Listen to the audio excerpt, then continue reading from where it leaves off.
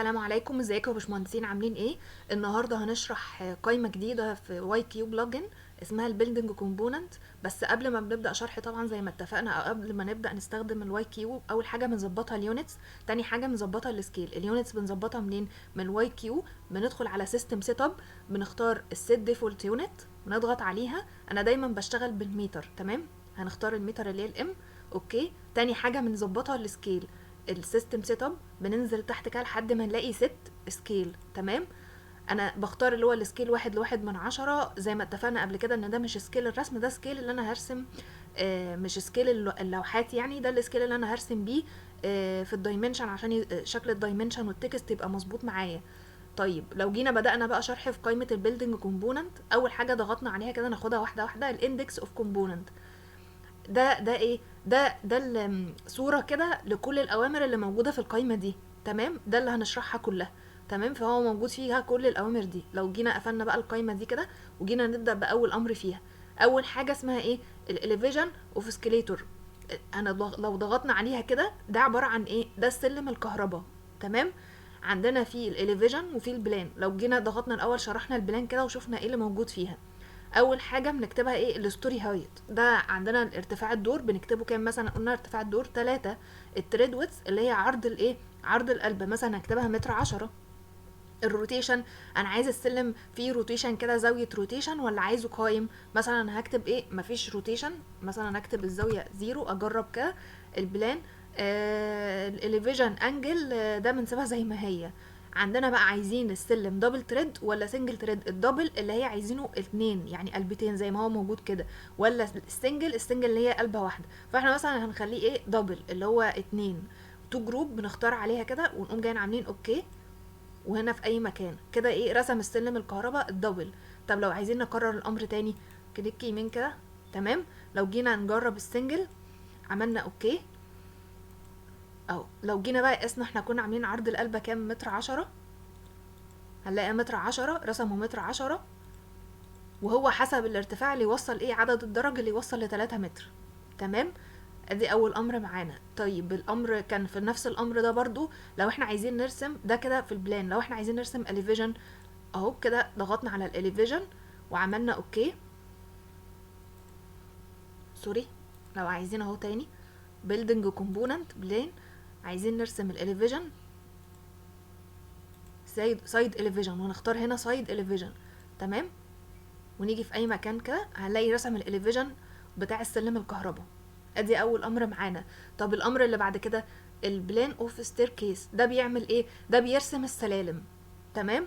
السلالم اول حاجه عندنا فيها في امر اللي احنا نرسم دبل، وفي سنجل، وفي اللي هو برضو دبل بس بياخد قطاع في السلم في الجهتين، تمام؟ لو جينا بقى شفنا في البارامتر، قائمه البارامتر اللي في الجنب دي، اول حاجه اللي هي الفيرست ران اون ليفت، اللي هي ايه؟ طلوع السلم عايزينه مع الساعه ولا عكس الساعه؟ مثلا احنا نختار ايه؟ اللي هو السلم يطلع من الشمال لليمين. التوتال ويتس، ايه التوتال ويتس؟ اللي هو العرض الاجمالي بتاع السلم كله، فانا مثلا هعمل السلم عرضه 3. اللاندنج ويتس اللي هو عرض القلبة، عرض القلبة مثلا هختاره متر. التريد ويتس، اللاندنج ويتس، ثواني، التريد ويتس اللي هي عرض القلبة، دي اللي هي عرض القلبة. لكن اللاندنج ويتس لو جينا اتلخبطنا في حاجة نخليها متر كده وبعد كده نرجع لها تاني. الستير ويل ويتس ده اللي هو ايه؟ الستير اللي هو الوول سيكنس، ده اللي هو اللي هو عرض العرض اللي هو ما بين القلبتين، اللي هو بير السلم يعني. فاحنا مثلا نخليه كام؟ خليه نص، تمام؟ التريد رن ده اللي هو ايه؟ عرض النايمه بتاع السلم، نخليه 28. الستيب نمبر ده عدد الدرج في الجهه الواحده، مثلا نخليه 10. هنا كده الروتيشن هنخليه، عايزين نستلم مفيش فيه روتيشن، والارتفاع بتاع الدور مثلا نخليه 3. ونعمل تو جروب ونعمل اوكي في اي مكان في الجنب كده. تاني لو جينا قررنا الامر ده تاني كده، نعمل ريست، تمام؟ اهو ده كده بيرسم ايه؟ سلم قلبتين. طب لو جينا قررنا الامر تاني، لو عايزين سنجل تريد، يعني عايزينها ايه؟ من اتجاه واحد بس، تمام؟ التوتال ويتس، هو انا ايه قبل كده بس بعمل ستر، لو لقينا الامر مهنج معانا بنعمل ريست ديفولت فاليو عشان يظبط الارقام من اول وجديد. فانا مثلا هعمل سنجل واعمل اوكي، كده رسم ايه؟ سلم قلبه واحده. طيب كليك يمين تاني عشان نجيب الامر، نختار اللي هو ستيزر ستير اللي هي عايز قطاع في السلم من ناحيتين، ونقوم جايين عاملين اوكي. اللي حصل عمل قطاع من هنا وقطاع من هنا. تمام. يبقى الامر التاني اللي معانا بيشرح ايه؟ رسم السلالم. تاني لو ضغطنا عليه كده تاني الاليفيجن، لا احنا كنا هنا بيلدينج كومبوننت الستير كيس كده. خلاص تقريبا ايه اهم حاجه بس لما بنكتب الوحدات دي، نكتب سوري الارقام دي، بنعمل تو جروب ونقوم جايين عاملين اوكي، وفي اي مكان السلم هيترسم. الامر اللي بعد كده البلان اوف ارك ستير كيس، ده اللي هو ايه؟ رسم السلم الدائري.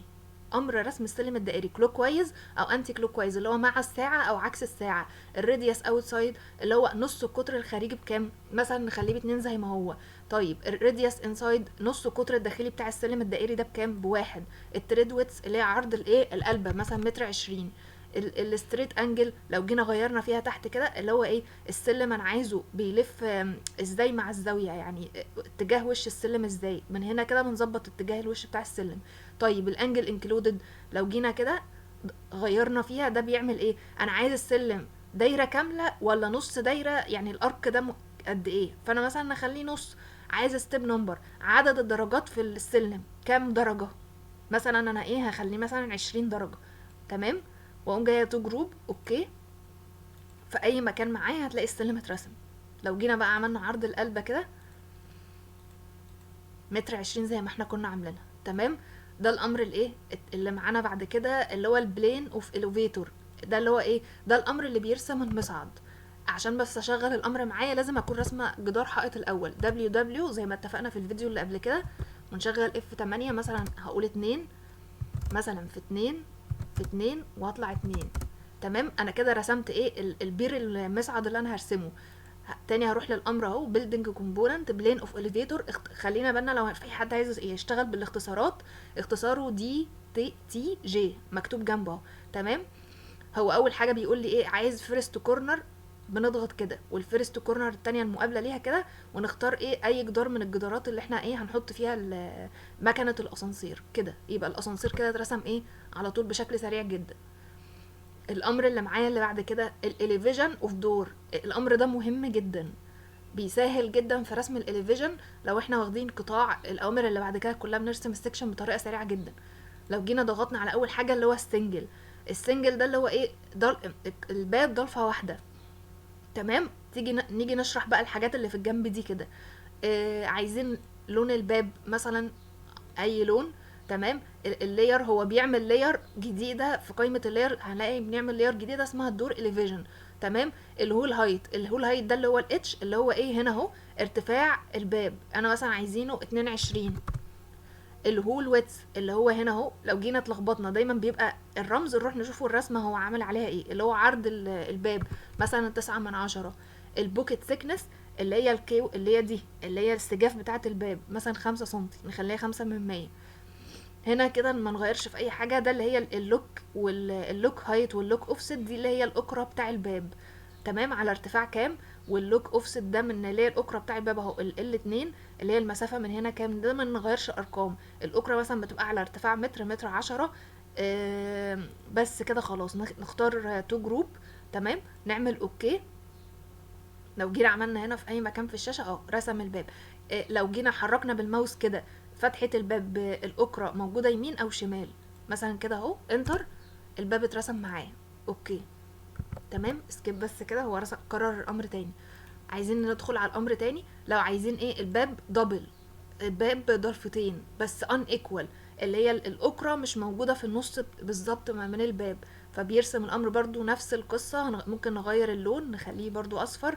عرض الباب مثلا هنا 22. ارتفاع سوري اللي هو الارتفاع الاتش ده اللي هو الارتفاع. اللي هو الويتس اللي هو العرض. الكي اللي هي السجاف بتاع الباب. الاكره على ارتفاع كام. كل الكلام ده برضو نعمل اوكي كده. وفي اي مكان هنلاقي السلم سوري الاليفيجن بتاع الدور اترسم معانا على طول. نضغط بس كليك كده هنلاقي الباب اترسم. لو جينا دخلنا على الامر تاني دبل. الدبل ده اللي هو ايه؟ بيرسم برضو الاليفيجن للدور. بس في سيمتريه في الباب. تمام. نفس اللي قررناه قبل كده. بنكتب الهايت والويدث والثيكنس، ونقوم جاي مثلا لو احنا عايزين نغير اللون ونعمل اوكي في اي مكان كده كده هنلاقي قطاع الباب اترسم معايا على طول. سوري الفيجن بتاع الدور. الامر اللي بعد كده معانا اللي هو ايه السكشن اوف دور. ايه السكشن اوف دور؟ لو احنا واخدين قطاع في الباب وعايزين نرسم السكشن بتاعه على طول، ده بيترسم ازاي؟ ده لازم الاول نبقى احنا راسمين حائط، الامر بتاعه دبليو مثلا، وراسمين الحائط هنا اهو. نقوم جايين داخلين تاني على البيلدنج كومبوننت سكشن اوف دور، تمام، اختصاره اي دي اس. عندنا كذا ستايل بقى للسكشن، مثلا هنختار دي اللي هي الاشكال، ستايل 1 اللي هو هيبقى شكله كده، ستايل 2 كل حاجه، وستايل 3 اللي هو من الناحيتين. مثلا لو انا اخترت ستايل 1 برضو اللي هي الهايت، السيلينج هايت اللي هي الارتفاع، عندنا السجاف والبوكت والحاجات دي كلها. لو جينا الامر ده وتو جروب جينا اشتغلنا بس عشان ايه ناخدها بشكل عملي، هنضغط على اول لاين كده من الجدار، تمام، ونعمل لو احنا حركنا بالماوس جوه او بره هنلاقي بيرسم القطاع، وكليك كده بالماوس عشان السكشن يترسم، تمام كده. ايه ازاي نرسم سكشن في الباب ونرسمه جوه الحائط. الامر اللي بعد كده بيلدينج كومبوننت السكشن اوف باي ويندو، ده اللي هو ايه ساعات الشباك بيبقى طالع بكانتليفر كده من الجدار، اللي هي مثلا زي الرسمه دي، زي الصوره دي. لو جينا شفنا كده الشباك طالع كانتليفر من الجدار، تمام، هو الامر بيرسم الشباك في الحاله دي كده. ازاي بقى نرسمه؟ لازم برضو نكون راسمين حائط الاول دبليو مثلا هنا اهو كده، تمام، ورحنا تاني دي البيلدنج كومبوننت وجبنا الامر. هنا كده اللي هو الهايت برضو بتاع الشباك، الويندو ديبس انا عايز الكانتليفر اللي بره طوله كام، مثلا انا هخليه متر. الويندو هايت ارتفاع الشبابيك، الكلام ده كله ايه بننزل نغير فيه، اوكي، ونختار كده اهو كده. مثلا انا هخلي الشباك يطلع لبره كده، عمل ايه شباك بكانتليفر لبره، تمام. وطول الكانتليفر احنا كنا عاملينه كام؟ احنا كنا عاملين طول الكانتليفر متر، ثواني، او لو هنيجي نكرر الامر تاني، الويندو دبس متر نخلي بالنا، واللي هو كان حاسب عرض الجدار 3/10، هنلاقيه هنا اللي هو فين، عندنا السكنس ب1/10، فكل ده بياخده في الاعتبار، فهو بيحسب في الاخر الكانتليفر 1 متر. لو احنا عايزينه هنا هيطلع متر بس، نكتب 7/10، اوكي، تمام. نرسم برضو دبليو انتر هنا كده، تمام اهو. ندخل على البندنج كومبوننت تاني، الامر اللي كان معانا اللي هو البي ويندو، انا مثلا هكتبه هنا 7/10، واختار الحائط ده كده دبل كليك اهو، ونيجي نقيس تاني بالدايمنشن هنلاقيه معاه متر، تمام. يبقى انا على حسب الكانتليفر بقلل بس 3/10، تمام، 3/10. الامر اللي بعد كده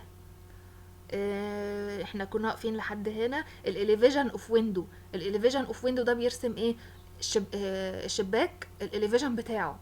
فاحنا هنا لو جينا بصينا للويندو دي كده نركز فيها، الويندو لاير ده اللي هي ايه اللاير اللي هيعملها في الاوتوكاد بره وهيسميها ويندو اليفيجن. الكلر ده اللي هو لون الشباك اللي هيطلع بالنهايه. احنا عندنا هنا بقى كده لو جينا ركزنا في المهم يعني التوتال هايت والتوتال ويتس. التوتال هايت ده اللي هو ايه اللي هو الارتفاع بتاع الشباك، نخليه مثلا كام، 1.5 متر. وعرض التوتال ويتس العرض الاجمالي بكام، مثلا نقول ان هو عرض الشباك 2.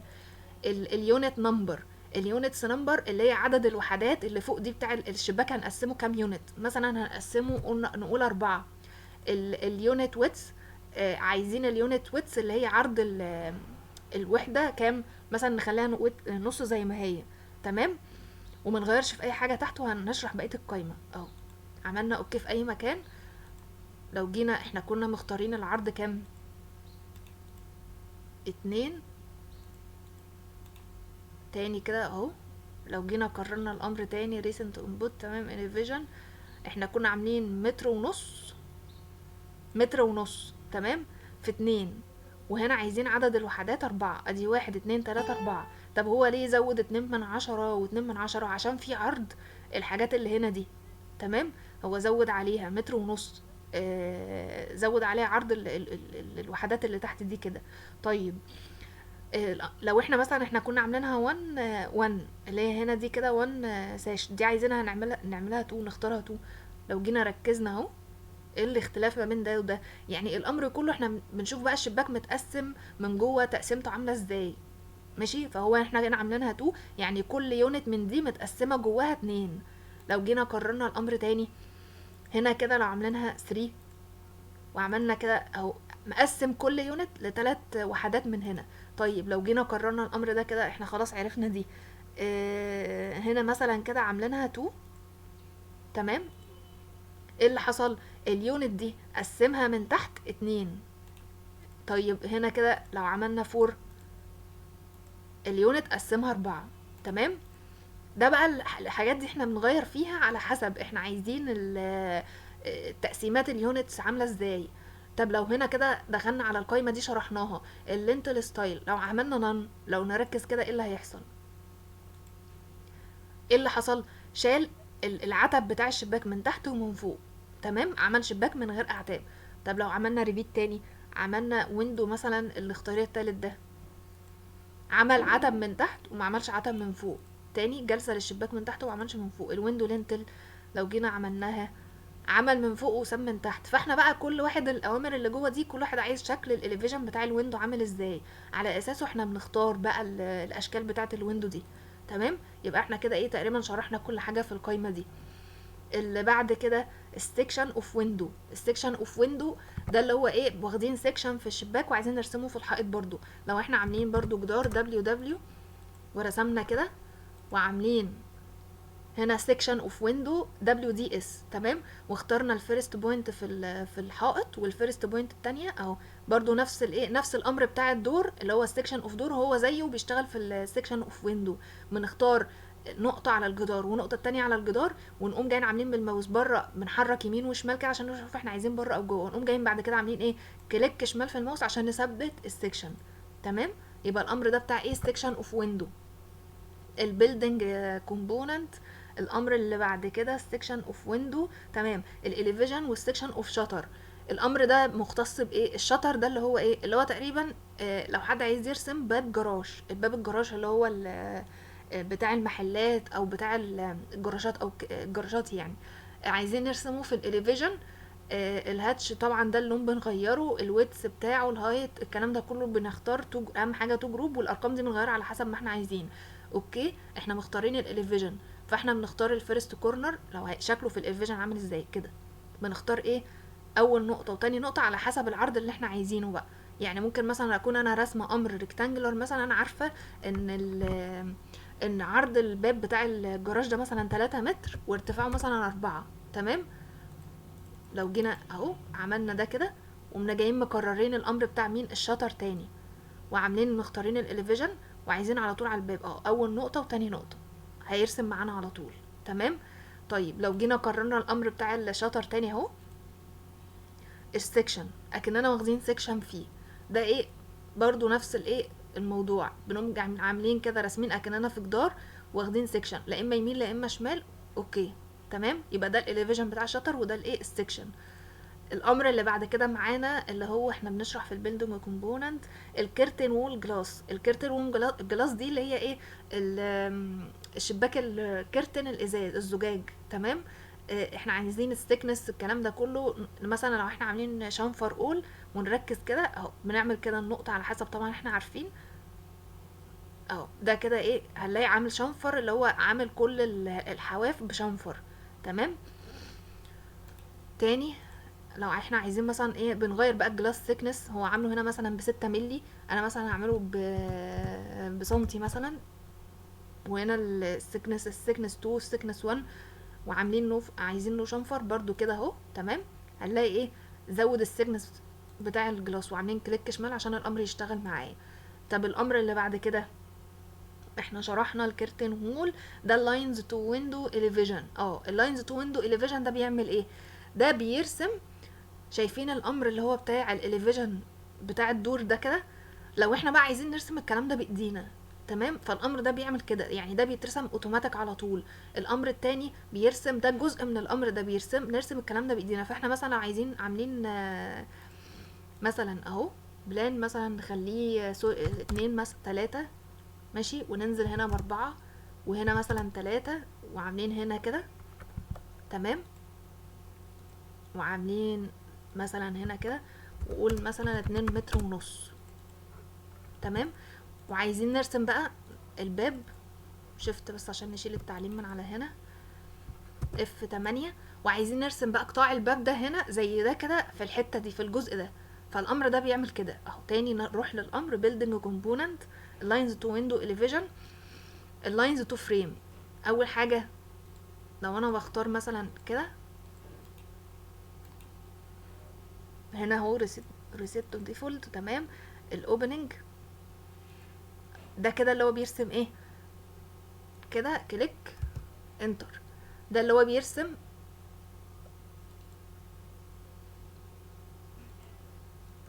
انتر عشان ايه، اسكيب بس كده، كليك يمين عشان نخرج من الامر.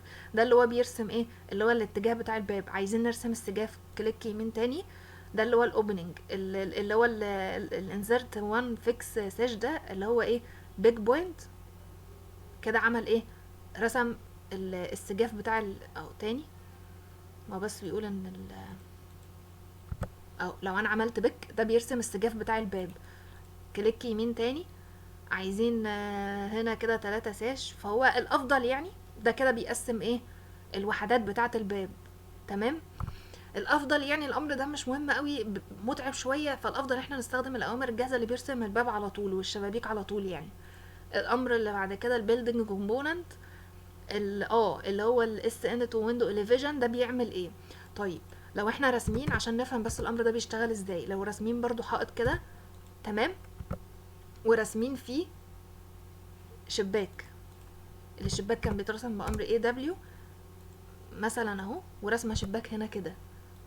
احنا بس عايزين نشوف عرض الشباك ده كام، متر ونص. لو جينا ضغطنا على خليكم معايا وانتوا هتفهموا في الاخر ده بيعمل ايه. بي ار انتر عشان اجيب البروبرتي بتاع الشباك ده. هنزل تحت كده لحد ما هلاقي حاجه اسمها ايه، اتريبيوت. تمام. هكتب المسمى بتاعه بالابعاد بتاعه. هو ابعاده متر ونص، يبقى 15 ماشي 10. تمام. اوكي كده انا ايه عملت الايه المسمى بتاعه. نشيل بس الدايمنشن ده عشان الدنيا تبقى ظاهره. 15 10 يعني ارتفاع عرضه متر ونص في ارتفاع متر. نيجي بقى للامر ده كده تاني اهو. البيلدنج كومبوننت اس ان تو ويندو. هنقوم جاي مختارين مين ده كده، انتر في اي مكان تاني. بي ار هنا كده، بي ار انتر. مثلا نكتب هنا 10 تاني. ماشي اوكي. هنا الواي كيو كده نكتب الامر ارض بيلدنج كومبوننت هنا كده. ايه اللي حصل لو جينا ركزنا؟ لو اللي انا كتبته له عمل الشباك وكشكل اليفيجن ورسم عليه الابعاد بتاعه. انا كتبت له مع ان انا رسمه شباك متر ونص، بس انا كتبت له ايه في الاتريبيوت، ان الشباك ده متر في متر. وقمت جايه عامله سيلكت وعملت كليك. ايه اللي حصل؟ رسم الشباك بالابعاد بتاعه. يعني الامر ده بحسه مش مهم قوي، مش فارق معانا، بس انتوا عرفتوا الامر ده بيشتغل في ايه. طيب الامر اللي بعد كده elevation of curtain wall. ده بيرسم ايه؟ ده بيرسم الاليفيجن بتاع الشباك، اللي هو شبابيك اللي هي بتبقى الازاز دي، اللي هي تغطيات الكرتن على طول في الاليفيجن. فاحنا بنكتب برضو هنا التوتال الهايت والويتس والستاش ويتس والهايت والكلام ده كله، ونعمل جاي عاملين اوكي وكليك في اي مكان. هيطلع لنا ايه، شكل الاليفيجن بتاع مين، الكرتن. الامر اللي بعد كده السكشن اوف بارتيشن. السكشن اوف بارتيشن مثلا بنختار الفيرست بوينت وهنا السكند بوينت. ده بيرسم ايه، ده بيرسم برضو ده اللي هو القطاع في الكرتن. تمام. بنقوم جايين مختارين الفيرست بوينت والسكند بوينت ونقوم جايين راسمين، هيرسم السكشن على طول. طيب اللي بعد كده، الامر اللي بعد كده بيشتغل معايا ازاي؟ ده مهم. الاليفيجن ده كده ايه، ده اللي هو بيرسم السور. سور مثلا عايزين سور على السلم، الهاندريل بتاع السلم، او سور مثلا في اي حاجه، ده بيرسم السور. فاحنا بنكتب التوتال هايت ارتفاع السور مثلا نخليه مثلا 90. نغير برضو في الارقام اللي تحت ما بتغيرش فيها قوي يعني. ونقوم جايين عاملين اوكي ونختار اهم حاجه نكون مختارين تو جروب، مثلا فيرست بوينت سكند بوينت. تمام. انتر. نكرر الامر تاني. لو احنا عايزين سور مايل بنبقى اوكي كده. نشغل بس الأرثو كده عشان نعمل سور مايل. تمام. ده كده عشان ايه امر الرسم الهاندريل. البيلدنج كومبوننت الامر اللي بعد كده احنا واقفين لحد هنا، ده خلاص خلصناه. ده اللي هو السكشن اوف ستيركس، ده برضو مهم جدا لو احنا واخدين قطاع في السلم. عندنا القطاع في السلم احنا عايزينه ايه، دبل ولا سنجل ولا في الاتجاهين. مثلا لو احنا اخترنا اول حاجه الدبل، الستوري هايت مثلا نقول ان ارتفاع الدور 3، النمبر اوف ستوري احنا عايزين قطاع في السلم لكام دور، مثلا نقول ان احنا عايزين في دورين. التريد ران اللي هو عرض النايمه، الستيب نمبر ده عدد الدرج. التريد ده منغيرش فيه. السكنس برضو الريلينج هايت مثلا نخليه 9/10 زي ما هو. عندنا هنا بقى كده اللاندنج ويتس واللاندنج 1 واللاندنج 2. اللاندنج 1 اللي هو لو جينا بصينا يعني احنا عايزين دايما نبص من الكلام على الرسمه هتلاقيه موضح مين اللاندنج 1 واللاندنج 2. اللاندنج 1 1.4 اللي هي ايه عرض البسطه. تمام. مثلا نخليه 1.30 لاندنج 2 اللي هي فين، اللي هي عرض البسطه التانية اللي هي بتاع القلبه التانية، فمثلا نخليه 1.30 برضو. الجردر اتش، الجردر دي اللي هي الكاميرات. تمام. الاتش اللي هي الدبس بتاعها، والدبليو اللي هي العرض بتاعها. فاحنا مثلا لو احنا مش عايزين جردر ممكن نشيل العلامه دي، هيمسح الجردر خالص، ونعمل تو جروب ونعمل اوكي. في اي مكان كده هنلاقيه رسم دورين. تمام. وعرض اهو، لو جينا بقى عملنا كده، احنا كنا عاملين عرض ده كام، 1.30. ارتفاع الدور اهو كنا عاملينه كام، 3 متر. بيبقى الارتفاع من وش هنا لحد وش هنا كده 3 متر. وعاملين الهاندريل كام، هو راسم السور الهاندريل كام، 90 او متر. تمام. لو جينا قررنا الامر ده تاني كده اللي هو بتاع الستير سيكشن، وعملنا مثلا عايزين سنجل، جينا نجرب السنجل ده كده، ايه اللي حصل، اللي هو عايزين سنجل في اتجاه واحد اللي هو كده وماشى كده واتجاه كده. احنا دايما في المباني السكنيه او في السكاشن بنبقى دايما بنختار ده كده. اللي هو التاني اللي هو سيزر ده اللي هو ايه، لو جينا لاحظنا اللي هو سلم من السلالم المتقاطعه. تمام. فاحنا دايما بنختار الايه النوع الاولاني. النوع الاولاني هو اللي بيبقى دايما شغال معانا في المباني السكنيه. طب الامر اللي بعد كده السكشن اوف ستيبس، عشان نفهم الامر ده لازم نكون راسمين سلم الاول. ماشي. اوكي. احنا راسمين سلم اهو، هنعمل له روتيت. تمام. ونقوم جايين جايبين الامر ده تاني اللي هو مين، السكشن اوف ستيب. اللي بيتم ازاي، هو بيديلك سيكشن في السلم، يعني الامر ده بيشتغل ان احنا بنعمل قطاع في السلم.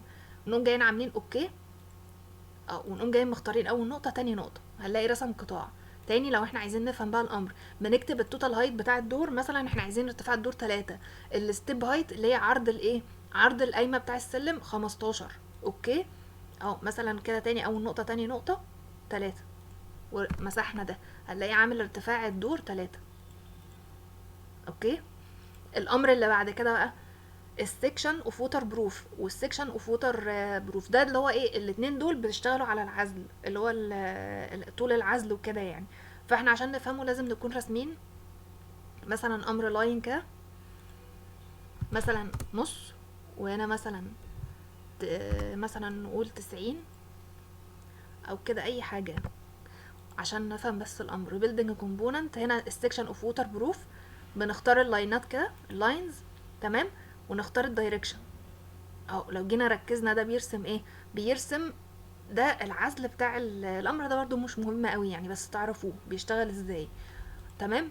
الامر اللي بعد كده اللي هو البيلدينج كومبوننت سيكشن اوف، ده كده برضو عزل. لو احنا جينا عملنا سوري، لو احنا برضو عملنا امر لاين تاني كده ريفرش عشان نعمل ريفرش للويندو، لو جينا اشتغلنا امر لاين كده مثلا 3/10، وهنا مثلا 8/10، وهنا 3/10، او اهو نطول ده كده شويه.